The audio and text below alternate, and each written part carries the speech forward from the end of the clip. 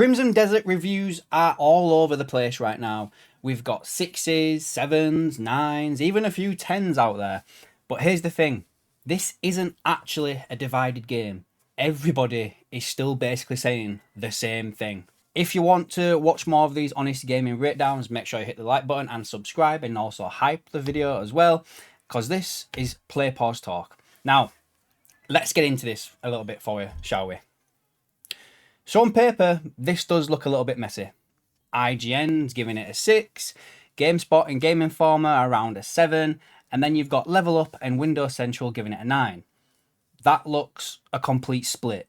But when you actually read what they're saying, it really isn't.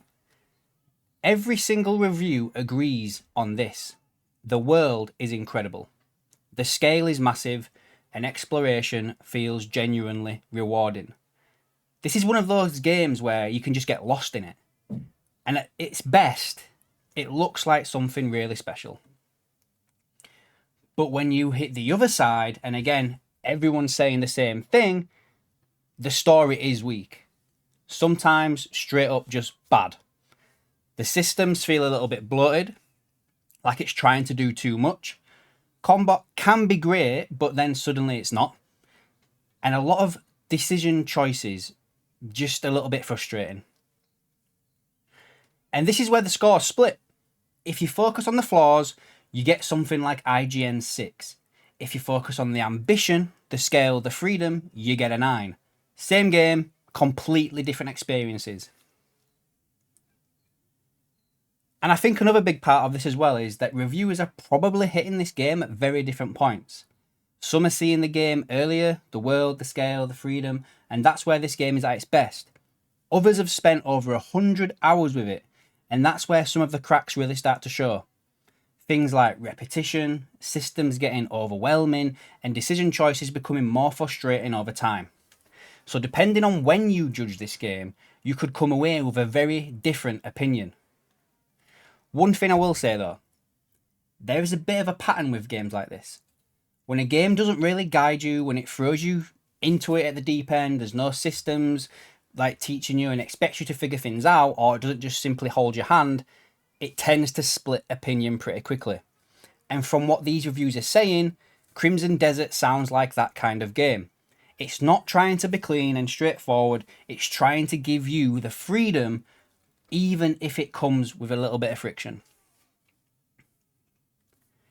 But at the same time, some of the criticism isn't just about that. Things like the story, the pacing, and some of the decision choices, those seem like genuine issues across the board, even with the reviews where it's a low and a high. They're the same issues. And we've seen this kind of thing as well in the past. There's been a few games where review scores come out and it looks really strong, but then when the wider player base reacts to it, it's a very different, like, once more people actually get their hands on it. Like a good example of this is Dragon Age the Veilguard, where some outlets scored it highly, but a big part of the community had some serious issues with it, with things like the writing and the overall direction. And that gap between reviews and player reaction became a big talking point around that game. And I'm not saying that's definitely going to happen here, but it does show how a game like this, especially one that has this big ambition and this is inconsistent, so we say, it can land very differently once more people actually spend time with it.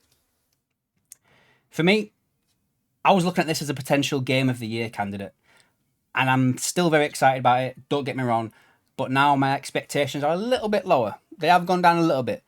This feels like a game that I'm going to enjoy, but also probably have moments where I'm like, why is this game like this? I'll be on it later on tonight once it launches over here in the UK. So yeah, Crimson Desert reviews might look a little bit divided, but honestly they're not. This is like an ambitious, messy, potentially brilliant game. And depending on what you want from it, it could be like the best thing you've played this year. Let me know, are you still picking this up day one, which is today, the day of recording this, or have the reviews changed your mind? Let me know down below, hit pause, but stay tuned.